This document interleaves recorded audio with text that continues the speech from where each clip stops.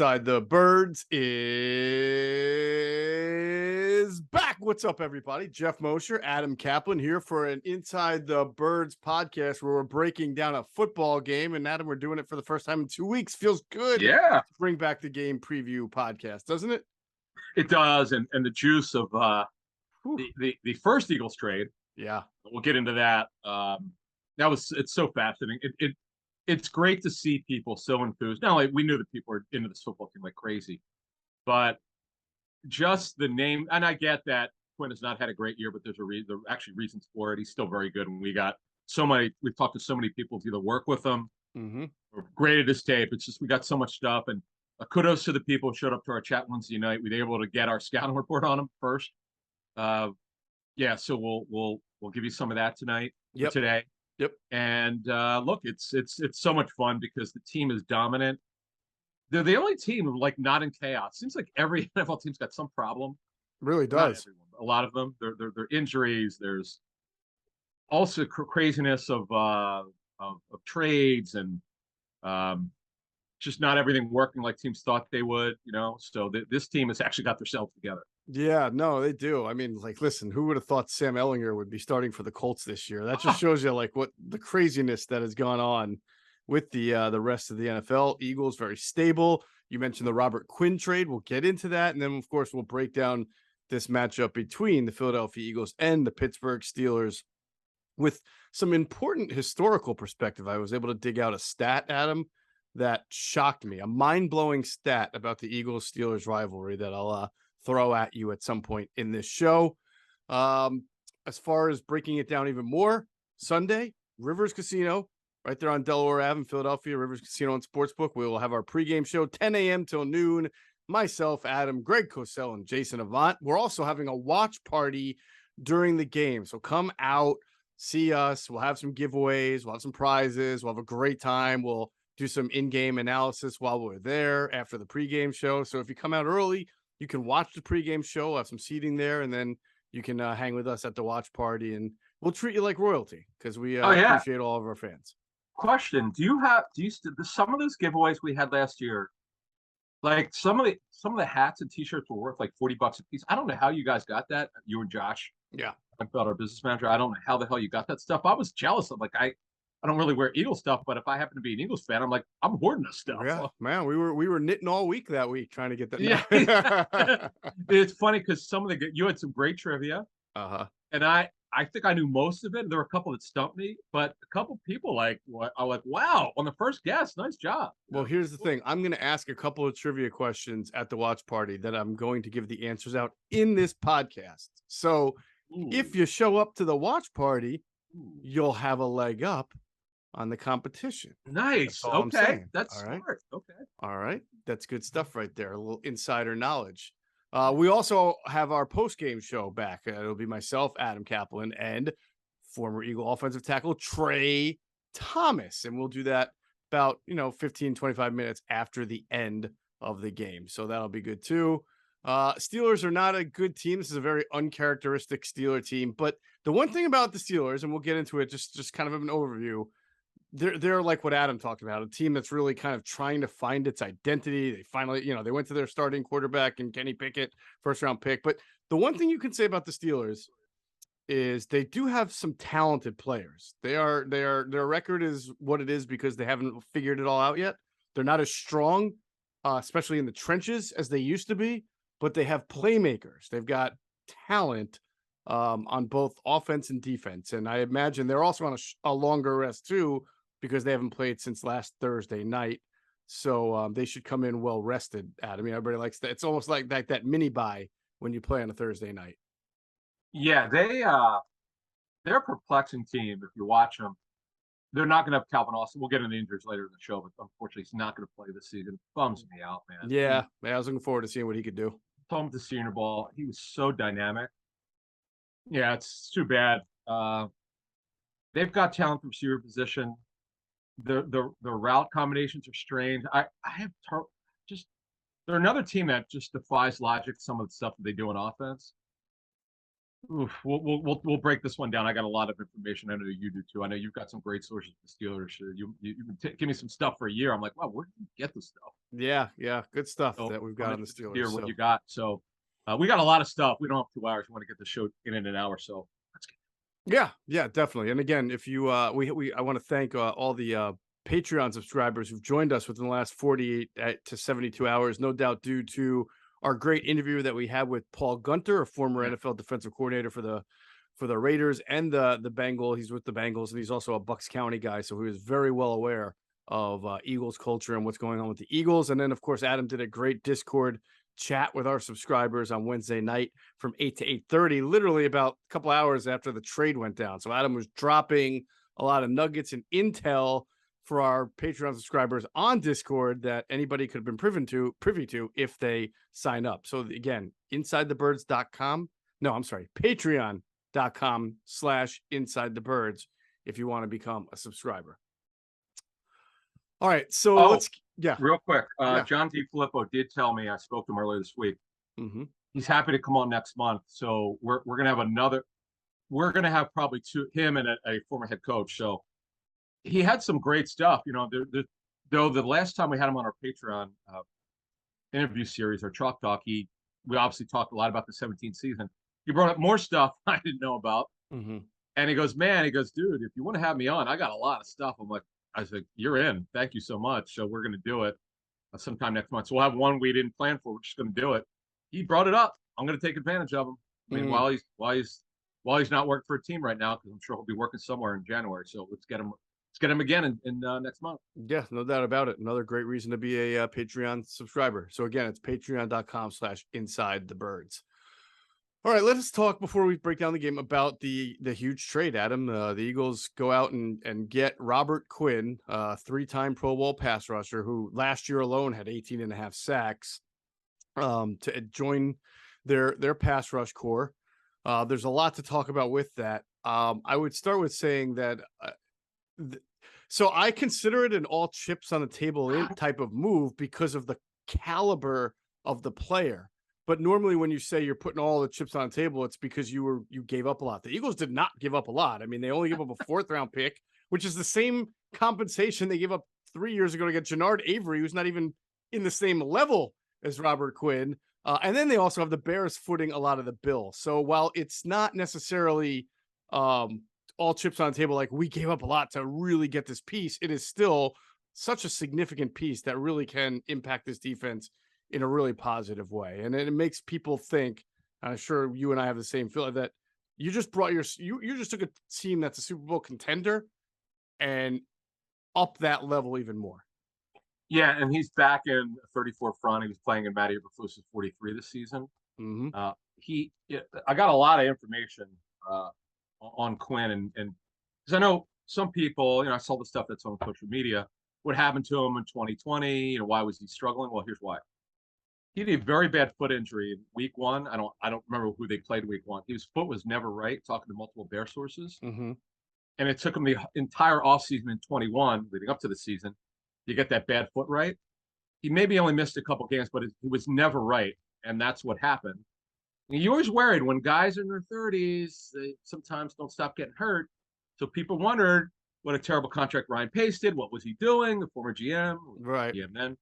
And then 21, last season, once he got healthy, sacks again, and we can't say this enough, they're only individual plays. First thing we're going to tell you, we had an outstanding pro personnel source tell us he doesn't chart. He didn't even look at the stats when he graded them earlier this year, because he was looking at the Bears for one of his advanced teams. And I don't know, maybe he saw 40 defensive ends on tape. He said it was the best defensive end or edge rusher he graded on tape last season. That's saying a lot. Yeah. And he looked up 18 and a half sacks. He goes, had he been charting the exact number, he said in real pressures, he counted at least 50. Now, this is, again, he doesn't do it like PFF does. Mm-hmm. Everybody grades differently. This is a guy who works in the league for an NFL team.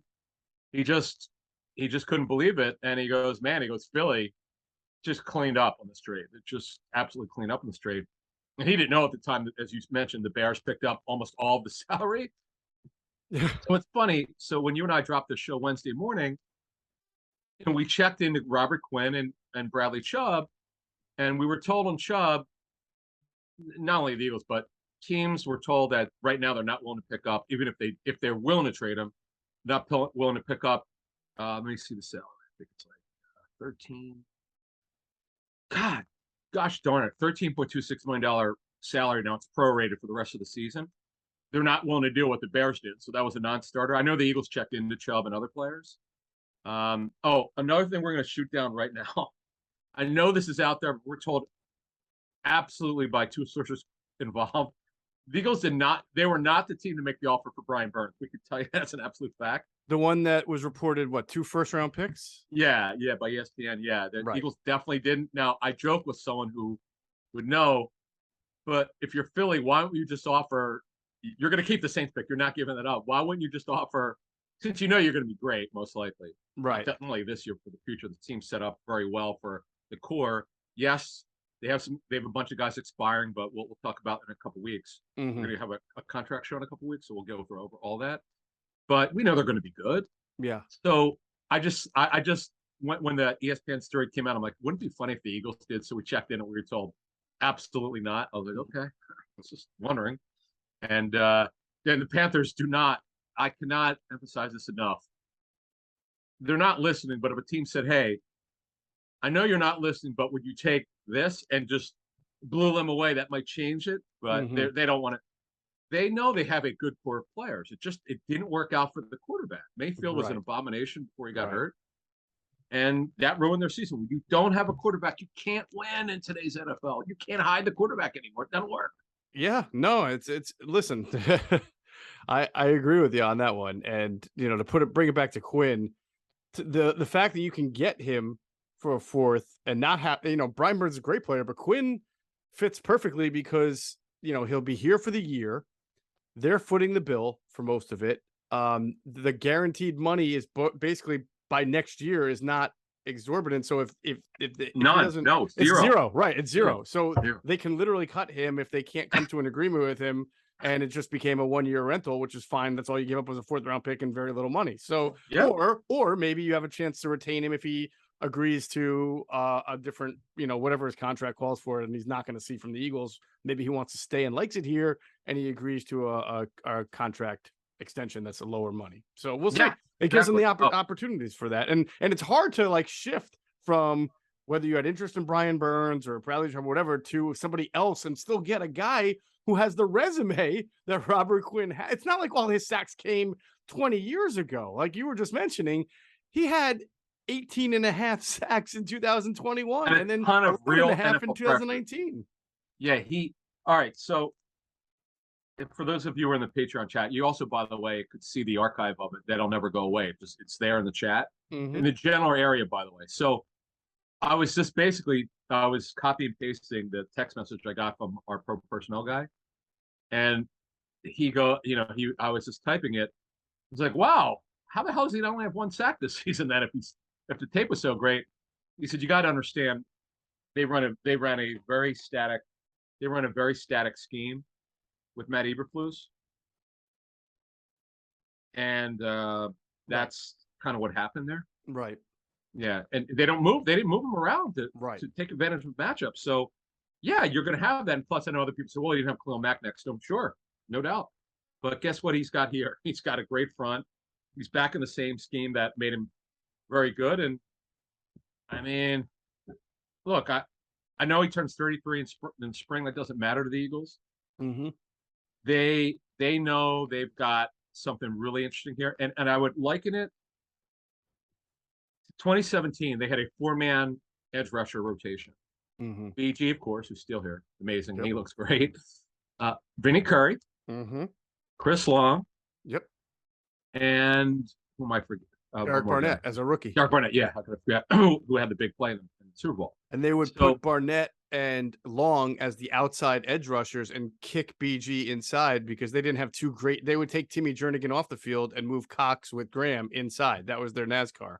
Right. Now what we were looking into, maybe Greg Cosell will know when we have Greg on Sunday, with Avant.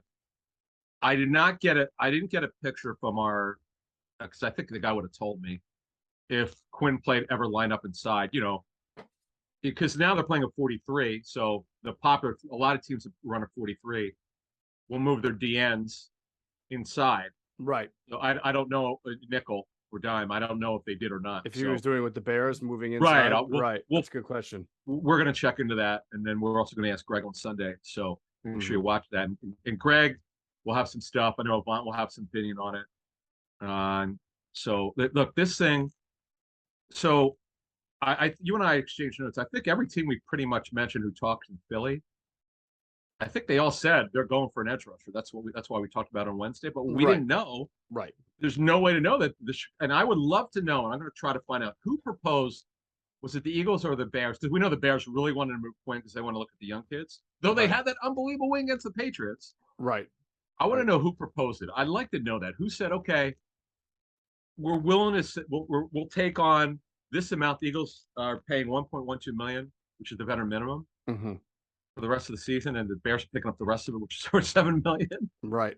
Who proposed it? Did the Eagles say, hey, listen, we're not doing this unless you take this? Or did the Bears say, listen, okay, we're willing to do X? And remember, Ian Cunningham, who's his right-hand man, Ryan Poles, was obviously here with the Eagles, so maybe he helped. Yeah, well, I mean, as we both know, just from talking to people, how he was calling around on different guys. So that's where it starts, right? I mean, he didn't, like you said, he did not offer the 2 first-round picks or whatever it was for Burns. But no, he but didn't. we both know he was calling around because this was an area, as we had talked about since the Barnett injury, that they one of the few areas that we felt that they needed extra body. Like you said, who knew it was going to be Robert Quinn, but we do know he was calling around. And then the names that were coming up around the time were Burns and Chubb and Robert Quinn's name has actually been sort of dangled out there since I remember that in training camp. A lot of people felt the Cowboys were going to try to make a push to bring him back when they lost. Well, they had lost Randy Gregory to the Broncos, right? And then people were saying that people were predicting that Robert Quinn was probably not a great fit for the defense that Eberflus wanted to run. And there had been some stories about. Oh, is that right? I didn't know that. Is he long for the Bears? So yeah. So we know how we had been kind of looking into all these guys and trying to get as much information on them as possible, including Quinn, who, by the way, I haven't heard anything bad about Quinn, and I don't know if you caught his everybody saw Roquan Smith's by now reaction to him being traded, where he got very emotional about it and needed to end the press conference. And then if you just watched his press conference, Robert Quinn's, he strikes you as a very introspective, like thinks a lot about what he's going to say before he says it, almost like stoic and not overly emotional about things, very concentrated on just winning games. It's funny. Zach Berman asked him an amazing question, and it's going to make me go look in the books here. He asked him what it's like to be a pass rusher in the fourth quarter when you're on a team that's got double-digit point leads. Like the Eagles have been putting some teams away here, and even though they don't score, they've been up on some teams in the fourth quarter. And he said, "You know what? I'll let you know." And it sort of dawned on me that Robert Quinn has not been on a whole lot of good teams in his career. I know the Rams really may not know what it's like. He was through the dog days of the Rams when they sucked. Yeah, when Mr. 8 Jeff Fisher, sorry Jeff, but he's been in 2 playoff games. 2. Yeah, so this comes from DiFilippo. I talked to John about Quinn because he was there. He just said he kind of said he's like an old soul, very thoughtful, as you said. In practice, never stops. Motor's incredible. That's good to know. Like that's interesting. He said because remember, he was incredible last year, and he never stopped being great. Like it wasn't just the sacks. If you watch his coaching tape, and I think you could still see. Actually, I'm not sure if they have it on the NFL Plus, the NFL.com. But I know if you go to YouTube, you can find some tape out there. He's relentless, high motor, never motivated by money, just loves the game, and is a mentor for younger players. And John said he's super high character guy, and John was very complimentary of Howie Roseman as a GM. He just says the guy just gets it done. And John was just like blown away how, and I explained to him how the Eagles were able to finagle the deal without having to pay majority of the contract. John was like, this isn't, hey, Yeah. gave it up. That's But great. he loves Quinn, and you don't usually when guys get in their 30s, they're winding down. That's why it's so rare for him to have that crazy monster season last year. Mm-hmm. And plus he was healthy, and he's healthy now. He was on the injury report on a couple things here. He was on the injury report once this season with an illness. He played, no problem. And he has there's nothing physically wrong with him. We've gotten a lot of stories on the sacks. I know that's out there that he was double teamed. It's simply because we were told by multiple people they didn't really move him around enough to take care of matchups. And by the way, you don't have to worry about that in the Eagles scheme here, because they don't. This is not. They move their edge rushers around, so it's so, they might be on the left side, but you're gonna see this movement for the way that they do it. Right. They're not as static as Eberflus. No, so they're deeper now in the pass rush, and people want to know where it all fits and how it's going to fit. And obviously, we have to first see that. I think for the moment, with everybody healthy, you've got optionality. You can have a couple of different pass rush lines where your edge rushers, when you're in your 4-3 rushing the passer, your edge stand-up guys can be Hassan Reddick, and it could be Quinn on the other side. It could be Josh Sweat and Reddick. It could be Graham and Quinn. I mean, it gives you just a whole lot of optionality when you're rushing with 4, which is what Jonathan Gannon mostly does. When he wants to blitz occasionally, gives him a chance to put all 3 of those guys on the field, and then also Javon Hargrave and Fletcher Cox in a 5-man rush. So that's good too. Now, who does it take snaps away from? We have to figure that out. We'll have to see. What I tend to think is this, Adam. If everybody stays healthy, I think by the end of the year, if you're Jonathan Gannon, you're going with your hot hand. You're going with the guys who are generating the most amount of pressure. I mean, I think right now you could say Javon Hargrave hasn't had the same type of year this year as he had last year. He's been okay. It's not just sacks about generating pressures, but I haven't really seen that dominant pass rusher either. And there are times where Fletcher Cox has been really good and times where he hasn't. But so 3 weeks from now, Jonathan Gannon say, you know what? My 4 best pass rushers are Quinn, Sweat, Reddick, and say Cox, right? Well, that's my 4-man rush now for the most part. We're always going to rotate, but I think it just gives him the opportunity to ride whatever's the best hot hand for whatever 3rd down scenario that comes up that's most important in a game, or 2nd and long, any pass rush scenario. The rotation, that 2017, and this is basically obviously some of the stuff that you're talking about. Tying it into now, when you've got a 4-man rotation, it just, and they're all good. In fact, I would argue, people might disagree, this 4, and obviously one of them is Graham because he was there then in 17. This 4 is better. This group of 4 edge rushers with Reddick, who's amazing. He's been very good. I would agree with you. Yeah. BG looks great. Yep. He looks, I don't know how, some medical science is unbelievable these days. Sweaty's really good, because I know you're talking about how are they going to make this work with these 4 guys. The great thing is, and you talked about the 4th quarter, that's the beauty of this. No one has to be overworked. See, I remember Sweat's got his contract. BG's got a ring. Yeah, I know he's contract, so he's not going to complain. And you got Quinn and who's the other guy I'm forgetting? Where's that? And Reddick, of course. Reddick's got contract. So nobody's going to. I think people are looking for excuses to complain. They're not. It's not going to be a problem. I'm just telling you. And by the way, Quinn is an unbelievable locker room guy. Yes. As you said, Roquan Smith crying. What happened is I saw it on Twitter. I just retweeted immediately. I was kind of like, wow. Yeah. I don't even know if I had any information on the way the Bears felt about him, because apparently he's a special dude. And what I don't know is, and people work with him did never really ask him this, or because they wouldn't ask him this, but I just wondered, because of what happened in 2020 where he was hurt, that foot injury, did he feel like, because he already got paid, and this is what I love about this guy, not that he would check out, but a lot of guys, once they get paid and they get hurt, they just don't have the same drive. Think about how well he bounced back. Had the best year of his career, and at 31 years old, 32 years old. It just doesn't happen. So Yeah. I don't know, man. I know the Bears are rebuilding here.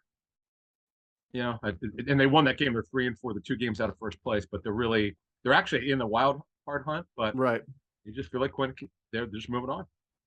Well, we will see the impact that he has. I think they'll probably be able to get him on the field a little bit Sunday. I'd be surprised if they didn't, just because, sometimes you can just tell a guy, hey, go rush the passer.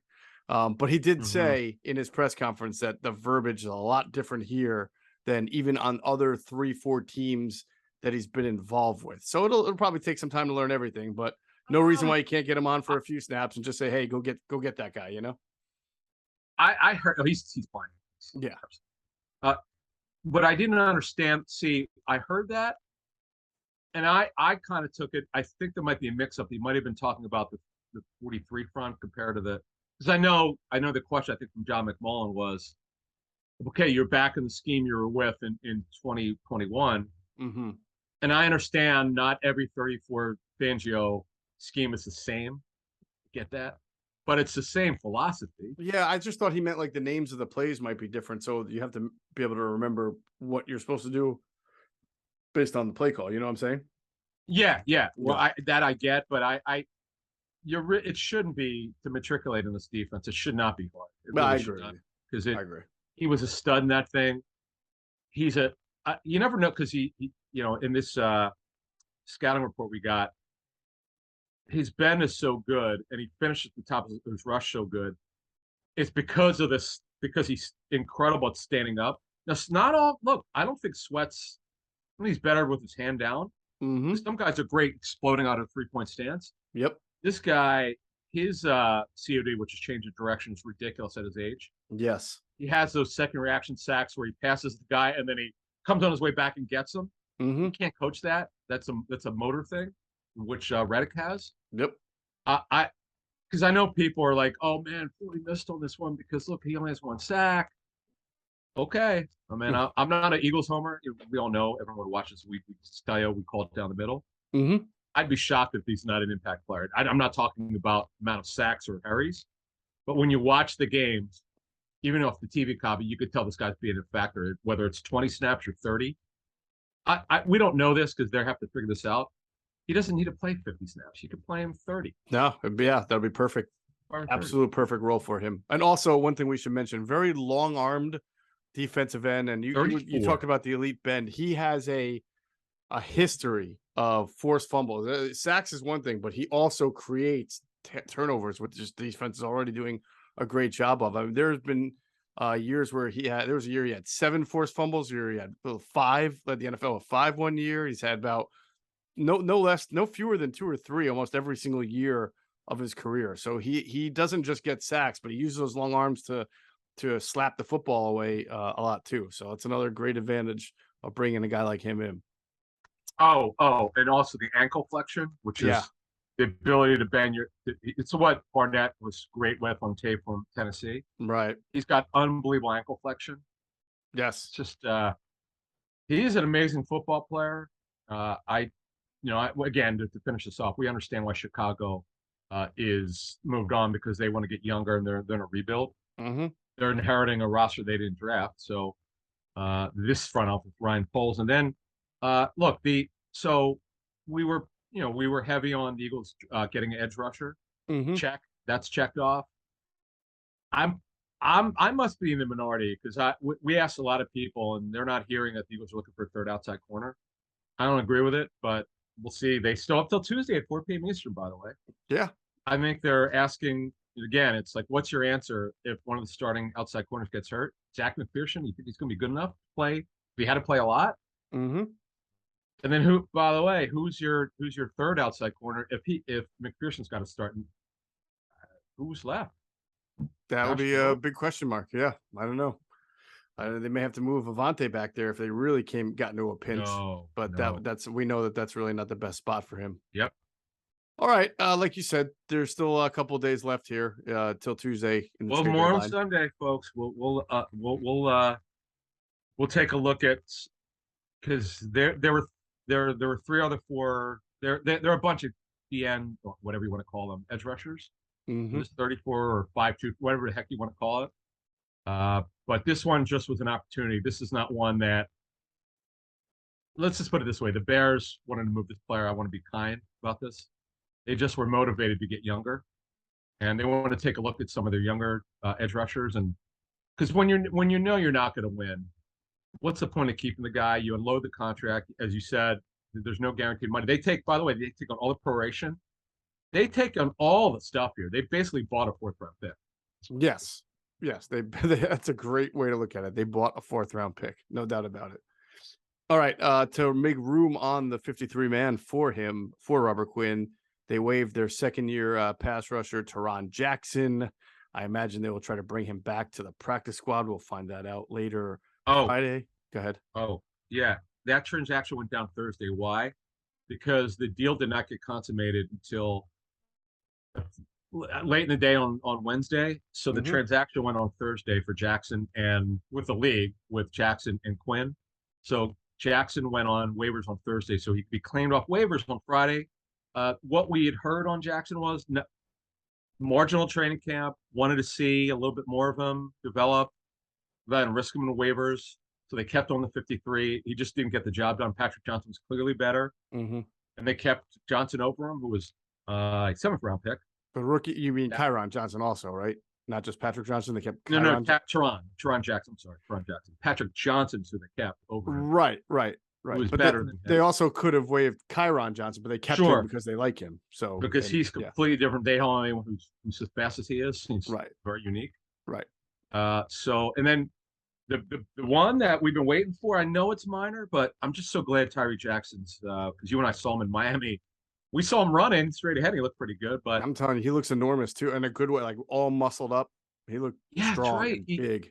So he in that practice in Miami, because he only had one, because if you remember, they had a flu bug pass to the Dolphins. It was the Dolphins who had it, right? Yeah, the Dolphins. Yeah. So they canceled the second practice, but we watched Tyree Jackson do gassers, they call it, going back and forth, and he looked really good. We didn't think he was going to be in the active roster, on the 53 initially, but at least we knew he was on pace to be able to, play this season. So his through the NFL, his transaction, I know they announced it Tuesday, but it actually went on Wednesday. He's got 21 days where he doesn't play this season, and they'll take a look at him. So here's a question: like, okay, let's say for instance he plays this season, or he's on the roster. What Stoll's clearly too. Yeah. Calcaterra's there. I don't know. I was thinking about that today. I'm like, are they really going to keep 4 tight ends on this roster? Because that's a lot for a team that doesn't play that much 12 personnel. They'll play it. They certainly don't play a lot of 13 personnel. They'll play it every once in a while. I mean, nobody plays a ton of 13 personnel except for the Ravens. So I don't know. I guess they wouldn't want to release him and try to get him onto the practice squad because they like him. They liked him enough last year to keep him. So I don't know. Maybe they just go heavy there at tight end as kind of like your 4th tight end is really like your extra practice squad player, but he's on the 53, which they're kind of doing right now with Reed Blankenship, the safety, who's never played on the defense, but he's on the 53-man roster, right? He hasn't even been active for a game, correct?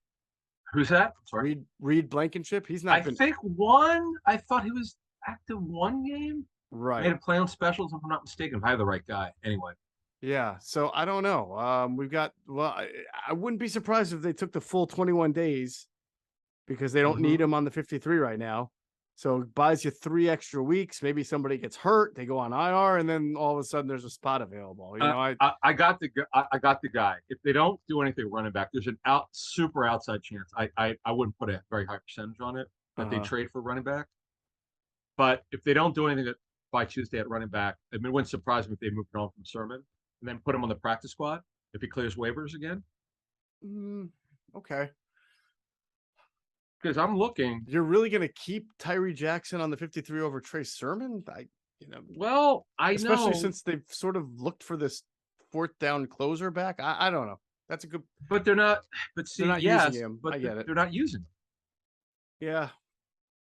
I guess we'll have to see. I again, I'm guessing here he just came off got activated into the window. I would imagine they're going to take the 21 days to the fullest because they don't, he's still coming back Yeah, from they the don't need to do ACL. anything. Yeah, Yeah, sure. and they don't have to do anything for 3 weeks, and then anything Sure. could happen within that 3 weeks to open up a roster spot. Because I'm looking at their roster and I don't see anyone who's cuttable right now. They all have a role. Right.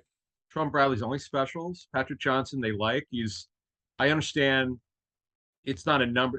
He's not going to show up with stats. It's just he does what he's asked to do. He has developed some. Kevon Wallace, they're not going to cut him. They just don't have enough safeties.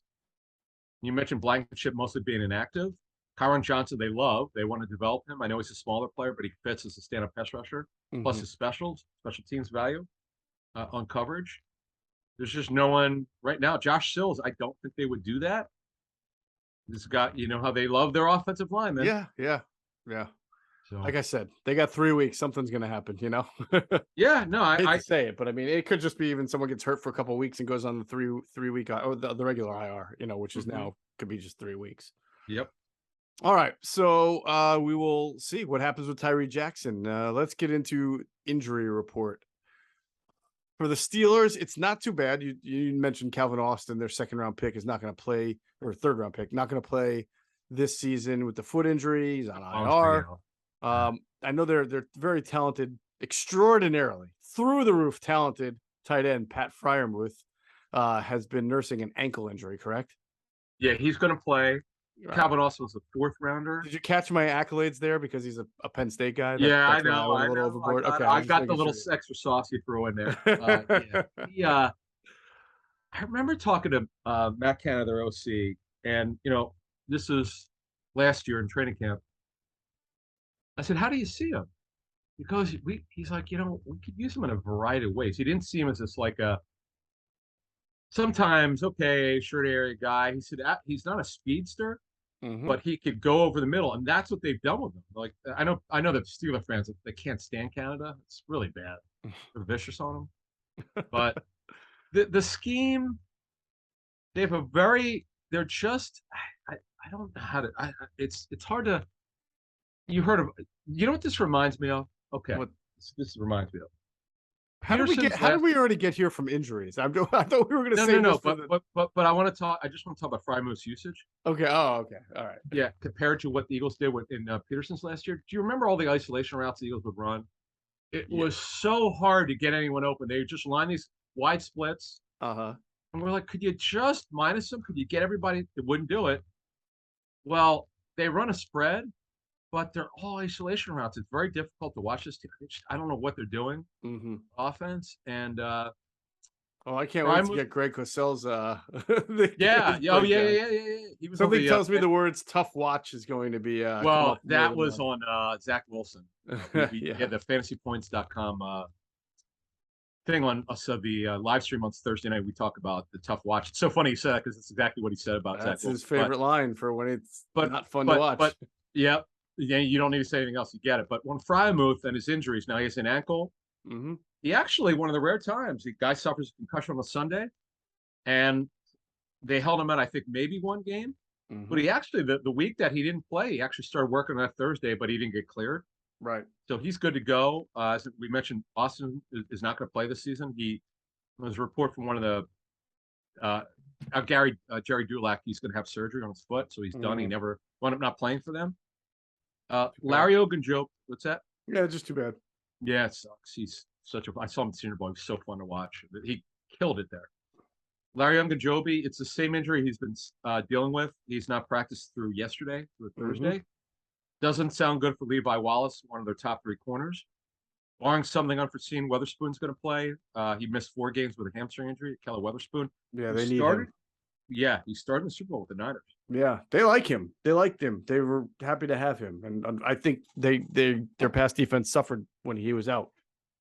And I don't know how they did it. Well, I know what they did. They play a ton of cover 2, but when they were without the top 3 corners and Minkah Fitzpatrick, when they beat Brady, everyone's betting on the Bucs because how the hell they're going to stop them?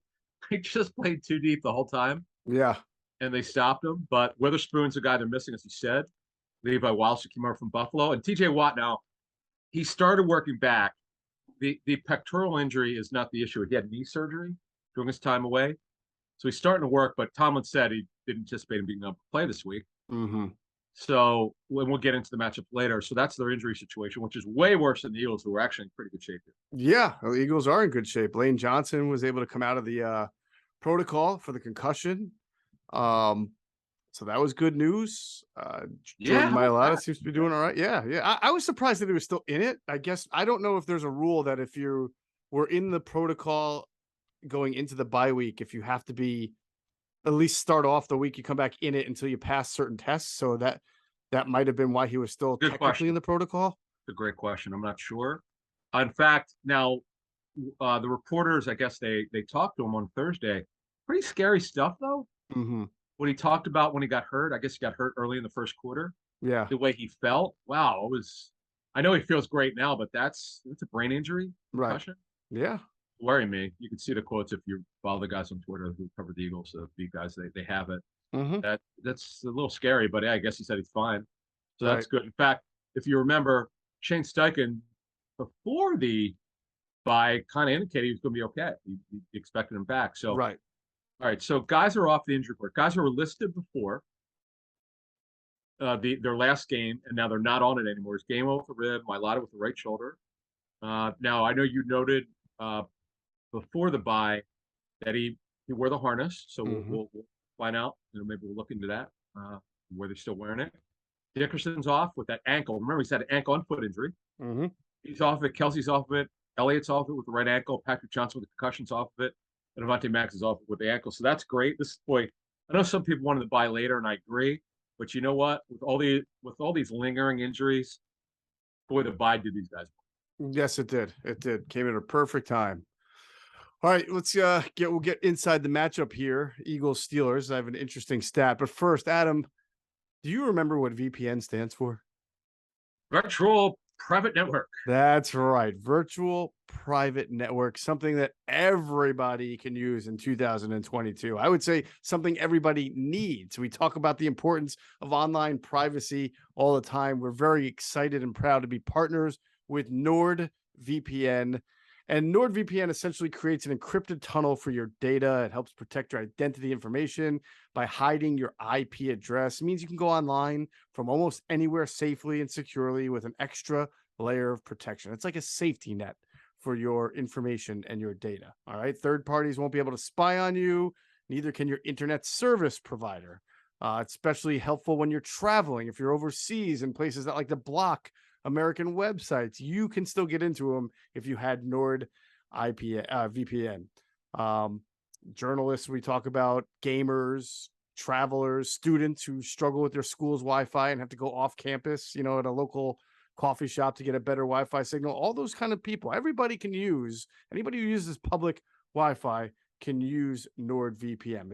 It's absolutely important. And look, nobody wants malware injected into their laptop or devices or anything like that, and nobody wants their information stolen. You did? Yeah, I just gonna say I got a long time ago. I got a ransom thing when I was at a hotel, and thank God I was able to. It was scary. It took over my computer. This is probably in early 2000s. I was like, "What the hell?" Wow. I went on a normal website. It was like a radio show website, or so crazy. You brought that VPN here because I wish I would have had it then.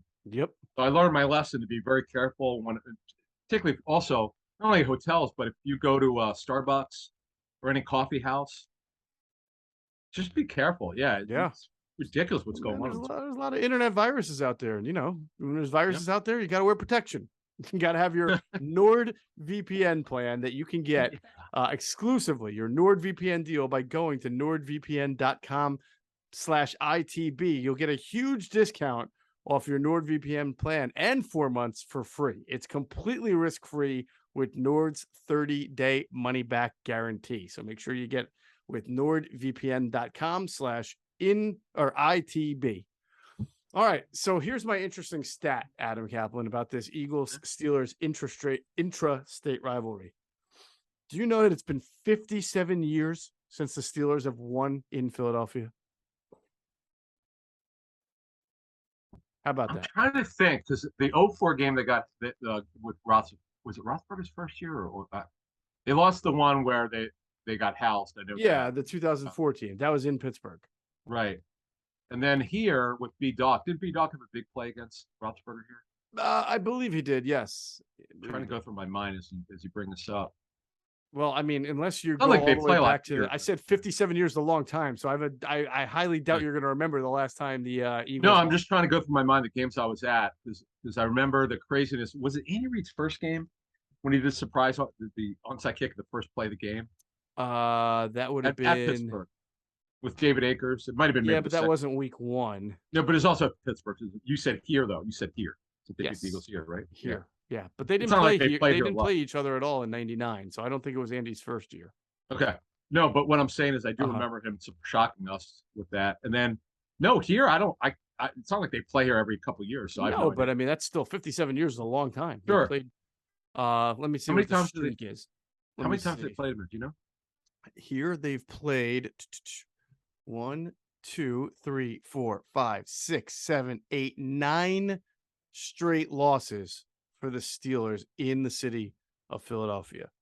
Last time they won here was October 24th, 1965, 20-14. That's pretty impressive. 9 straight times. Yeah, I mean, the Steelers are not a joke of a franchise. No. Well, they were in the '60s until they turned things around in the early '70s. But yeah, that's true. That's true. But even in the '70s, there were victories here. Unfortunately, there's no connection between this roster and then. Right. So, but it is. Yeah, I mean, again, it's a streak. Yeah. I look at this thing and I go, what's the spread? 10.5? Did I see that right? I believe that's what I last saw it at. Yes, on the Bet Rivers app. Yeah, so that's really high. Yeah, that's very high.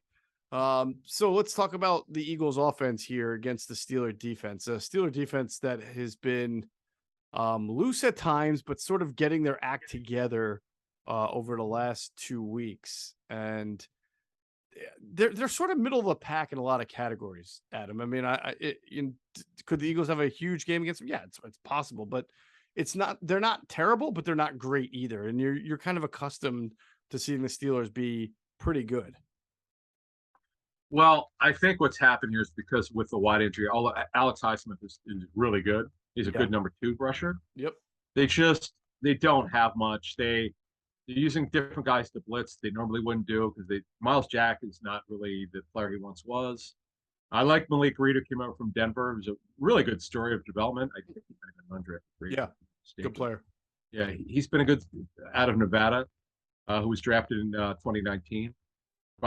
Signed by the Broncos as undrafted free agent in 2019. I've always liked him. Ryan Anderson, you might remember from Washington, played at Alabama. Yep. But you're right. They just don't have it. Robert Spillane, who's an inside linebacker, I know they use as a blitzer occasionally. They're trying. It's been hard for them without Watts, one of the top 3 pass rushers in the league. Right. Amazing. So it's killing them. I also think their offensive struggles and inability to have ball control probably put the defense on the field a little bit too much than they're accustomed to. And they've turned the ball. They've turned the ball over a ton. Well, the problem is, we'll talk about defense in a couple of minutes. Yeah. They're so inept running the football that they just cannot, because their passing game bogs down. It's when you don't have Watt, you almost have to play perfect football to even have a chance. Right. It's funny because when I give him all the credit in the world look, it's Tom Brady. Okay, I know the Bucs are not very good right now, but still beat them with the depleted roster. But what I found comical, and I watched a lot of that on I watched the actual all 22. It was so great to see the Steelers play cover 2, the cover 3. Josh Allen didn't give an F; he just threw it over their heads. It was the funniest thing. I was like, this is not supposed to happen. You're not supposed to be able to do this. He didn't care. Right. So okay, this brings us to this matchup. One of the things that we want the Eagles to start doing again, in our self-scout, we talked about it. Bring the deep ball back. Get Chris Watkins. Because Jalen Hurts, I'll tell you what, there's a nice deep ball. Let's go. Bring that back. This is the game to do it because you know what? They're not very good at corner. I know they're well coached back there. And Troy Austin's done a great job as a coordinator, not working with a lot of talent. But you know what? Their offense, when we look at the matchups here, a lot of them favor the Eagles. You attack their zone coverages. You got to do that. I would agree. This is not a team that blitzes a whole lot. So sort of like Arizona, and it's not a team that generates a ton of pressure like Dallas. So I don't think the playbook has to be like it was the last 2 weeks, which is either a lot of screens or a lot of shorter routes to avoid the pressure. I think that they should have, as long as their offensive linemen are healthy and fine, they should have a well protected quarterback in Jalen Hurts, and that would give them an advantage with both with Dallas Goedert, with AJ Brown, with Devontae Smith. This should be a game, Adam, where we see a reawakening of the deep ball. It doesn't have to be like, dropping bombs on them, but you've got to take more shots because this is a defense that you can take shots on. Question from your Steelers people. They say anything about Devin Bush? Boy, I know he got hurt in ACL some years ago, but He's what? He's been a disappointment. You hear anything on he Bush? was the feedback I got, he was playing better this year, and in general they felt that Brian Flores has been a positive impact as an assistant with them, specifically with the linebackers. So remember, he was the linebackers coach for the Patriots, right? Before he became head coach of the Dolphins. Yep. So that's an area. That's a great hire, by the way, by Mike Tomlin. Really good hire. Yep, absolutely. So yeah, I mean, this is a team that you should, the run game. It doesn't even matter what they'd be ranked in the run game. The Eagles should be able to run on anybody, but this team that they can run on should be able to get the deeper passing game going. Yeah, they were the worst defense against the run last year. They're better. The only 100-yard rusher, I believe, was Nick Chubb so far, but you could still run on them. It's not like you can't. You absolutely could run on them. They'll give up runs. They'll get gashed. It's just not better this season. Right. Because Mike Tomlin, it drove him up a wall hearing him talk about it. He'd get angry. Keep getting asked about it. By the way, this game against the Steelers is the extra game this year, right? It's the 17th game. You know what I'm talking about? Yeah. Because they just played the Steelers a couple of years ago. This is not like every 4 years type thing. Right. Wasn't the Jets last year the Eagles extra game? Yes. Because I remember that Miles Sanders, who is from Pittsburgh, had a pretty big game against the Steelers 2 years ago in that terrible year of 2020. Oh, he had the long run. Yeah. He ran 11 times for 80 yards. A couple of catches too. Yeah, did have a couple catches. Gabe, who went off in that game. In the 11 for 80 or in that Pittsburgh game? Yeah. God. I'll give you a hint. Travis Fulgham. You got it. I was going to call him. He was Mr. 4 game. Yes. It was unbelievable. The route, I mean, it was just ridiculous how great he was, and then he fell off. But anyway, another one for you. So, another part of our self scout is, you mentioned Sanders potentially getting a couple catches. Their linebackers are not great in coverage. They could be beat. This is where they could get Gainwell involved as well. They could, and I still think, and I'd like to see Miles Sanders be involved in the passing game as a running back, because he's catching the ball very well this year. He seems to be in a really good rhythm, very determined, running hard, catching the ball well. Why not try to spring Miles Sanders on some wheel routes too? I agree. Yeah. By the way, he did that real well in 19. That was his big thing in 19 when he didn't drop it, was wheel routes. Right. Which is explosive. So yeah, absolutely. So here's what I'd like to see from the Eagles offense as we kind of sort of wrap up offense. I would just like to see a little bit more consistency. I don't care if they have a 20. I'm not going to be upset. Nobody should be upset if they have like 24 points in the second quarter. The goal is to win and score points, and that's fine. But if they have the opportunity in the second half to drain the clock out, get a few more, even if you don't score, kick a field goal, get a few 7-8 play drives, to try to eliminate the 3 and outs that you've been seeing more prominently in the second half. I would say on that, one thing now again, this is if they have a lead of 10 points or more, because typically the teams that believe in analytics, like the Eagles and others, first half you throw to score, second half you run to win. But because they've been so inept in the third quarter for the most part, save a couple good drives.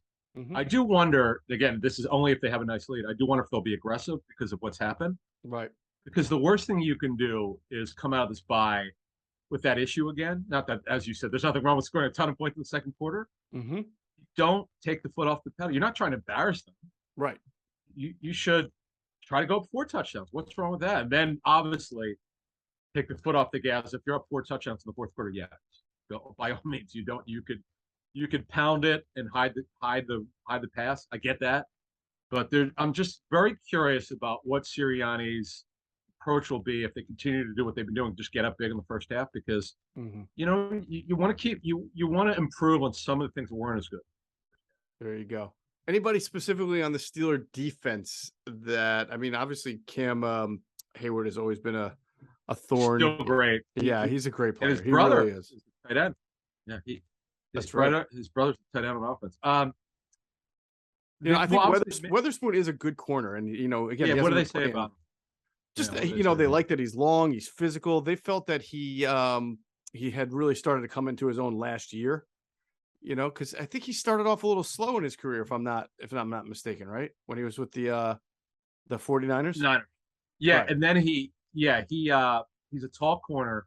Mm-hmm. He would wind up getting a starting job, doing pretty well. He's well ahead of schedule. Then he fell off, lost his confidence, and they had enough. He did start in the Super Bowl. They kind of moved on from him, where he just couldn't regain his confidence. And right, he's had some injuries, but yeah, man, it's when you get guys who are tall like him, and he's talented, obviously. Mm-hmm. He revived his career last year. That was a great move by them. Yeah, they really felt that he had he came into his own last year. Started 3 games, played 9 last year, and they liked what they saw. They brought him back in because he was it was a 1-year deal that I think he was on, and then he re-signed with them again this past offseason. Right? So yeah. I think he re-upped for a year. And Minkah Fitzpatrick, we got to talk about him. Minkah, of course. Minkah's a great safety. He's a game changer. They move him everywhere. He could be on a tight end. He could be a blitzer. Ironically, here's the funny thing. You mentioned Brian Flores. I'm assuming he didn't want him. He didn't think he fit his defense with Miami. I mean, I thought it was that they were just tanking for Tua at the time and getting rid of anybody that's good. It was so, but to move on from a first round pick that early is bizarre. Yeah, although they got a first rounder for him, and if I remember correctly, Adam, I think he was even kind of like pushing to get out of there that quickly. They had bad culture. I just thought weird. Yeah, sure. Yeah, look, I know it didn't win well for us there, but guys, look at their winning streak. The end last season, it was incredible. Yeah, he's a good safety. Yeah, really look, he's really good. He's got a huge contract. You know what's unbelievable? Mm-hmm. I was told that the Deontay Johnson contract extension, they were not going to pay more than Minkah Fitzpatrick, and they just because Minkah is so important to what they do on defense, and he's been more of an impact player. Yeah, although I think Deontay Johnson's a stud. He's just the quarterback play and the offense. We'll get to pick it in a couple minutes here, but I think Deontay could be so much better. He has the ability to be elite, but there's one thing that eludes him that we'll get to when I think it's pretty obvious, but we'll get to it. You're teasing me. He can run. It's not that. It's not that. All right. So that'll wrap it up on the Eagles offense against the Steelers defense. Adam, when I say what he doesn't do well, you're gonna be like, oh, of course. It's not news to anybody who's watched Deontay Johnson play. We'll get to it in a second. Yeah. We'll get to it in a second. All right. First, 2 things before we move. Real quick, 2 things. Goddard is a guy here because they don't always put Mick on the tight end. They'll use linebackers. Their numbers against the tight end are actually pretty reasonable. They've done actually pretty well, but they haven't faced anyone really like Goddard. So he's going to be good. And then I don't see I think you mentioned this. I don't see their offensive line struggling at all. They should be able to give Hurts protection. And to finish it off before we move on here, I'll be very disappointed if they don't come out throwing. The weather, by the way, early report, could be fine. Nice. Take some shots, folks. Come out smoking. There you go. All right. Let's remind our listeners, our viewers, our followers to check out our friends at PHLSportsNation.com, enhancing the fans' experience with their coverage of all Philadelphia sports teams. For the fan, by the fan is their motto, so make sure you check them out at PHLSportsNation.com, and on Twitter, it's at PHLSportsNation. We'll pause real quick for another word from our great sponsors, including our friends at Sky Motor Cars. And if you head into Sky Motor Cars out there in Westchester, PA, make sure you tell them Adam Geoff sent you. You will get a great deal. If you can't make it in, head over to SkyMotorcars.com. All right. Let us talk about this Steelers offense versus the Eagles defense. Now, I've done my homework, talked to some sources, and I've watched it myself. sometimes the numbers don't really indicate what you're seeing on the field. Kenny Pickett has a ton of interceptions, and he's made mistakes that a rookie quarterback will. But his first 3 interceptions in his first start, I'm not sure if any single one of them was his fault. One was a drop pass that went. The other was a Hail Mary at the other game. I think the second one, a guy ran the wrong route, and there was miscommunication, which you're going to see in a guy's first start. Now, the last game he played, which was that Thursday night game against the Dolphins, he threw an interception at the end of the game while he was scrambling, where he literally could have ran that in for a touchdown. That's how wide open he is. That was a bad throw. Yeah. Because if you remember, even though he might have thought the guy broke off his route, you could clearly see from the TV copy that there was any Steeler receiver tight end was nowhere near that where he threw the football. Right. But one of the things I love about him is he's fearless. I get Definitely. people making fun of his small hands, but he has to wear the glove, get traction. Yep. He's super aggressive, which that is half the battle for a rookie quarterback. Yeah. I mean, here's what the Steelers have liked about him compared to what they were seeing from Mitchell Trubisky. It's just what you're saying. Aggressive, wants to throw the football, sees the entire field. You can already tell that George Pickens has become a more prominent part of their passing game since Trubisky is taken over. I think he's averaging at least 20 receiving yards per game more since Pickett took over. He finally got his first touchdown, and I think in the last game they played, Pickens is a beast. He's going and 2 or 3 years from now, once the Steelers rebuild their offensive line a little bit, I mean, because they already have playmakers. Once they start to do what they're going to do, and with Andy Weidel there, they're going to address that offensive line. They need to. You know what though? It's funny you say that because it's not as bad as people think. I agree. That's it, and they believe that too. Right. They've overachieved. They're really not good there. I give whoever their O-line coach is credit. They've done a good job considering they don't have. In fact, the kid, what's happened here, Kendrick Green, who they drafted out of Illinois, 3rd rounder, started a lot last year. They moved him to guard and it didn't work out. Right. They drafted him as a center. And James Daniels came over, who's decent from Chicago, and Force back at right tackle. Dan Moore's okay at left.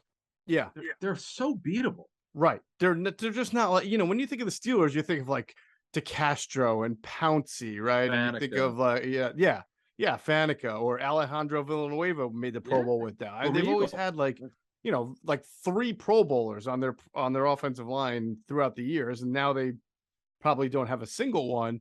But again, like you said, it's what makes them look really bad is that they've had a terrible passing game for the last few years. They're constantly facing guys in the box. I think that I think it's fair. There's some fair criticism of the coordinator, Matt Canada's job. He has a power running back in Harris, and they seem to run to the outsides a whole lot instead of trying to pound it up the middle. So you can question that a little bit. But the point is, this is not the offensive line. You don't see Kenny Pickett getting sacked 8-9 times again. You don't see like what happened to Carson Wentz week 3 against the Eagles, right? You haven't seen against Washington. Yeah, I'm sorry, against Washington, right? And he's a real good athlete. He ran a lot at Pittsburgh. Yep. He's got good size. He doesn't have a rocket arm though, but he has enough arm strength to get the ball downfield. Yeah. Love his aggressiveness. In fact, if you have him in fantasy, if you have him in what's called a keeper dynasty league where you keep all your players, he's a guy that I want to build with. Right. This Pickens. Now, the reason why, folks, that he did not go in the first round had zero to do with his injury from back in the ACL. It was all about maturity. I know you know that. I know that. Anyone who really follows the draft knows this. There were teams that would not draft him. They were very worried about him, taking the game seriously. Right. We didn't hear that he was a bad guy or anything like that. Just sort of like the super passion for the game and all that. Yeah. He's got passion, but just like Chase Claypool is. He got benched for maturity in game against Minnesota. Yeah. And Tomlin actually confirmed it, which is surprising. That's when it happened. This is a problem with that offense is they've tried to make Claypool into a big slot, like a better version of what Jordan Matthews was for the Eagles and Chip Kelly, but he runs better. He runs better. He's a better version. Yeah.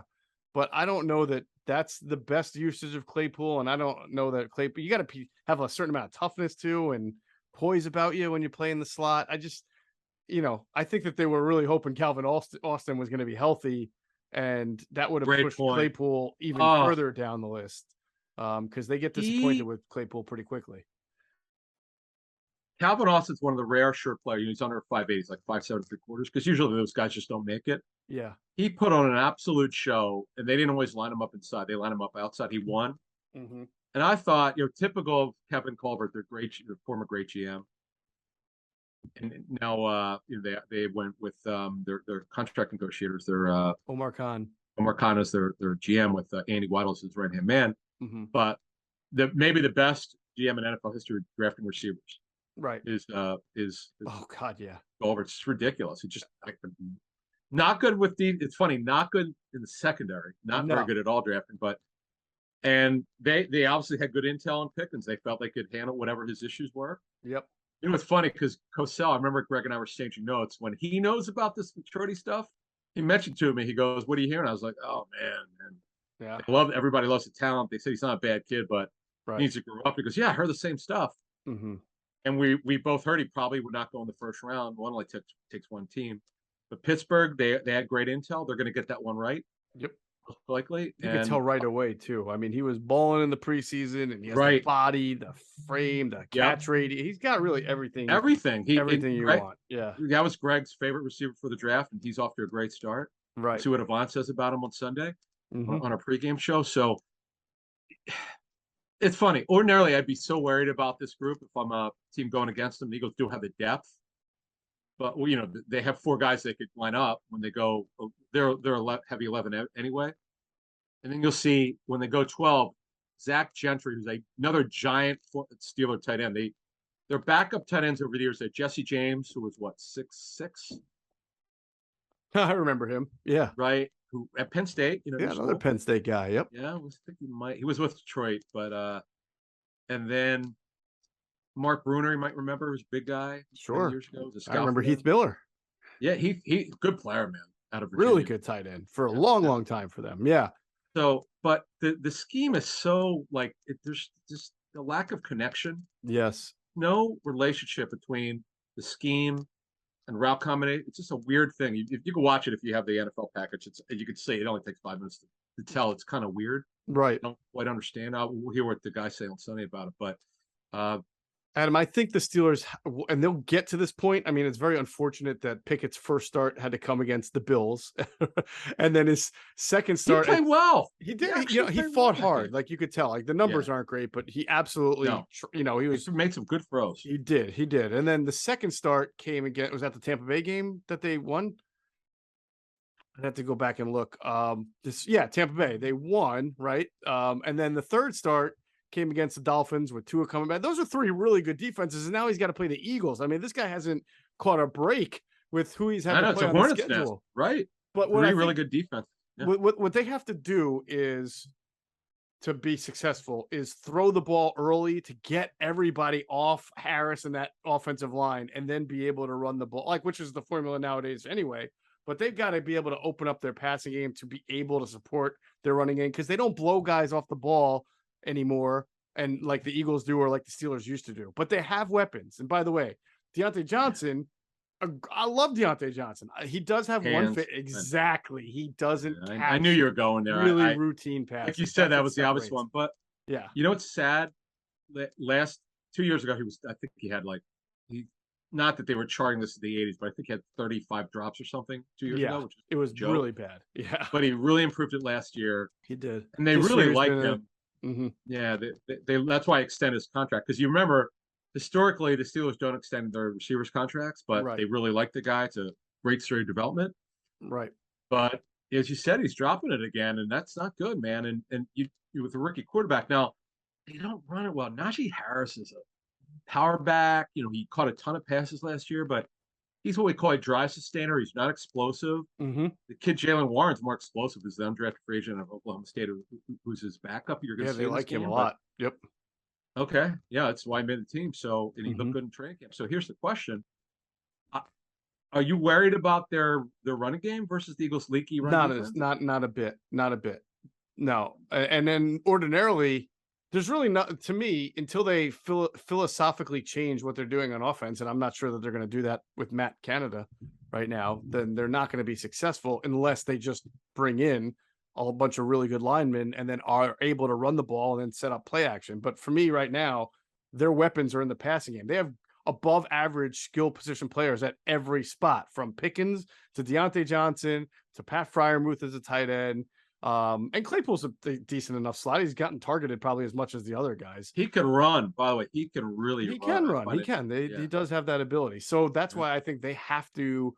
They should come out quick. They should come out fast. Try to hit you a little no huddle and get the ball to these guys, and hope that Pickett doesn't throw a bad interception. And then try to take that pressure off their line and then run the ball a little bit more. But I have not seen that kind of adjustment from Matt Canada. And sometimes I think when you have a defensive head coach and Mike Tomlin, one of the books on him, for people who know him, is that sometimes he gets wrapped up in just what his defense is doing. And that's kind of same thing for all. We've heard that about offensive coaches who didn't have a say on defense, or they just let their coordinator be the defensive head coach. Doug Peterson was like that. So, I don't know that you're going to see anything change unless the Steelers hit rock bottom here and, lose a lot of games. Oh, to be honest with you, though, well, he was asked about, he's asked about the offense a lot. So about changes in offense, he said, I'm not there right now. He was asked this earlier this week. Mm-hmm.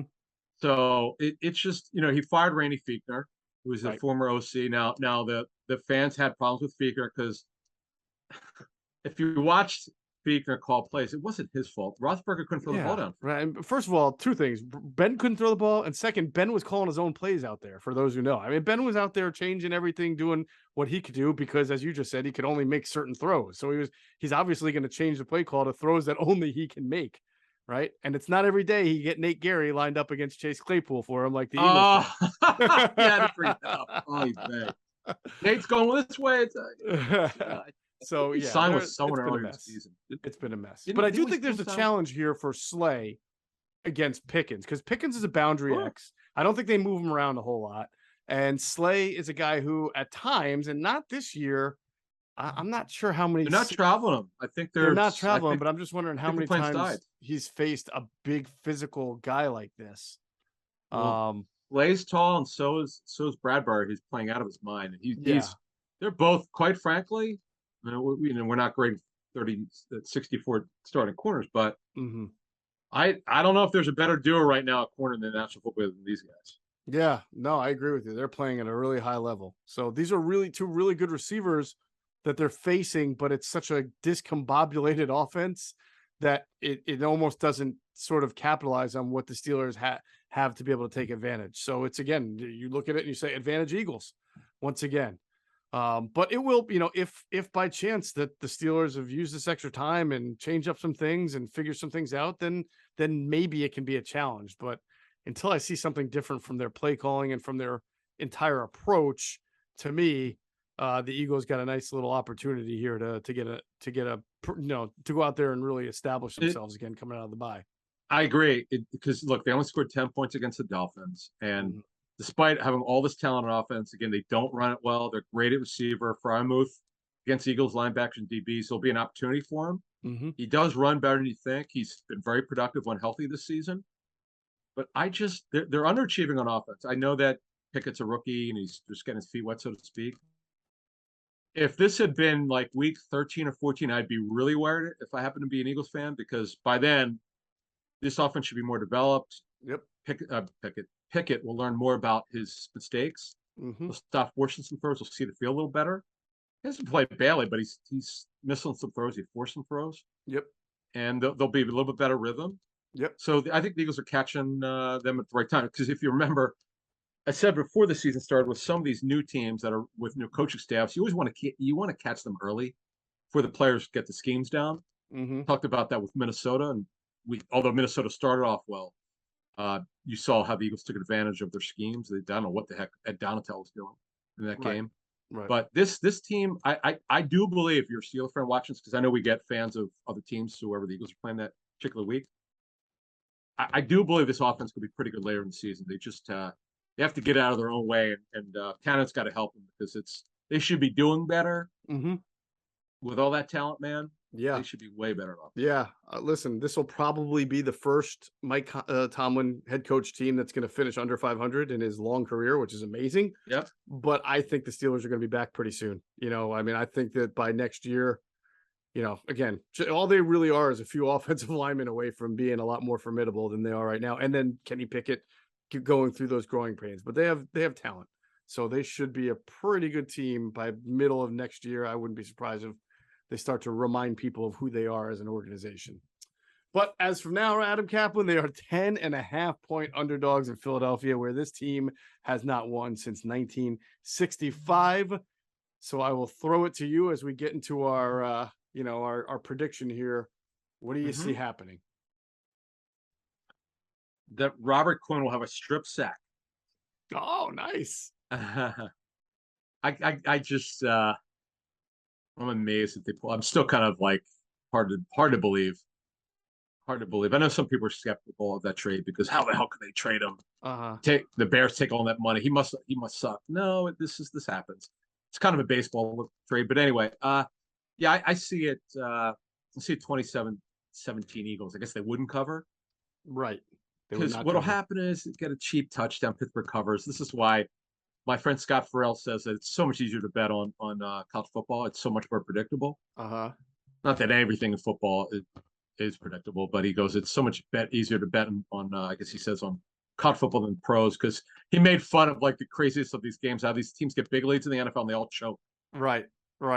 So I see it the same way you do. I feel like the Eagles are going to be covering for most of the game, and then there's going to be a fourth quarter touchdown that becomes a bad beat, because I have the Eagles winning 23-14, which is a 9-point win, right? But I think it's going to be what is it? What do you got? 23-14? Oh, 23-14. The odd score, the 9-point win. Yes, the 9-point win. But it's really going to be it's going to be 23-7 though until there's like 3 minutes left, and then the Steelers are just going to get cheapy. Yeah, ice that. Yeah, the backdoor covers. Yeah, let me ask you this question before we get out of here.